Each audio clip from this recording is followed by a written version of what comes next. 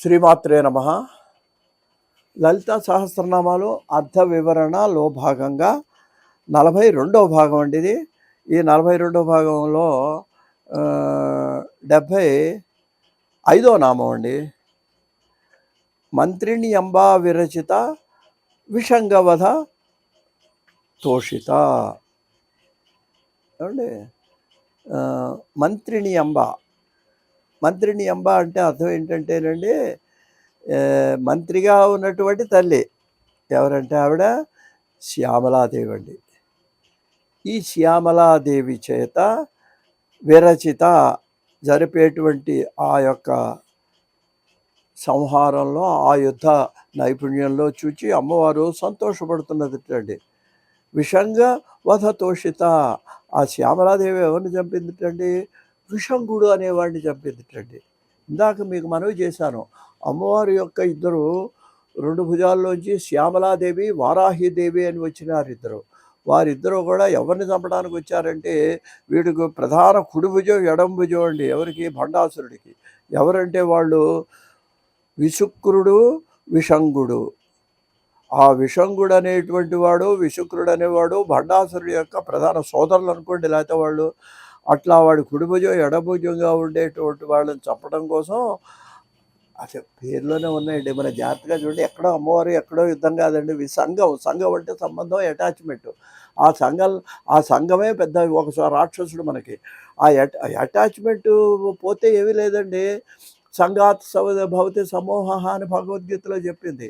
వాడితో యుద్ధం చేయడమే భండాసుర యుద్ధం. అమ్మవారు మనలోనే ఉంది. మనమే అమ్మవారి స్వరూపం.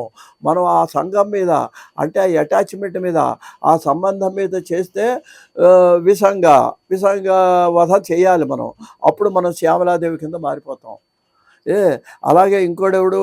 విశుక్రుడు. అంటే స్త్రీ కామం, స్త్రీ వాంఛ.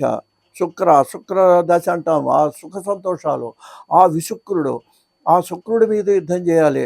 అప్పుడు వరాహ అవతారాన్ని ఎత్తి రాక్షసుడు ఎలా అయితే అక్కడ విష్ణువు సంహరించాడో, ఇక్కడి భండాసురుడి యొక్క విశుక్రుడిని వారాహి సంహరించిందో, అట్లా మన కామక్రోధాలన్నీ, అంతకంటే వీటి మీద యుద్ధం చేయడమే విషంగుడు.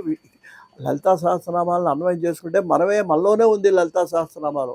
ఇది చాలా విశేషమైనటువంటి పరిస్థితి. దాన్ని మనం అవగతం చేసుకుంటే ఈ లలితా సహస్రనామాలకి సార్థకంగా కనబడుతుందండి. ఇక్కడికి చెప్పాడు. ఇక రెండవది 76వ నామానికి వచ్చేటప్పటికి ఏం చెబుతున్నాడు? విశుక్ర ప్రాణహరణ వారాహి వీర్యనందిత. వీర్యం అంటే పరాక్రమం. వారాహి యొక్క పరాక్రమం చూసి కూడా అమ్మవారు నందిత సంతోషపడుతున్నది. ఎవడు చంపిందిట? వారాహి విశుక్ర ప్రాణహరణ, విశుక్రుడనే రాక్షసుడిని చంపిందిట. వీడు కూడా ఏంటి? ఒక కామానికి సంకేతం, కామక్రోధాలకు సంకేతం. విసంగమేమో సంబంధానికి సంకేతం, అనుబంధానికి సంకేతం విసంగుడు. సంగము విసంగము. ఇక్కడ విశుక్రుడు ఏంటంటే కామక్రోధాలకు సంకేతం అండి. వాడిని ఎవరు చంపారట?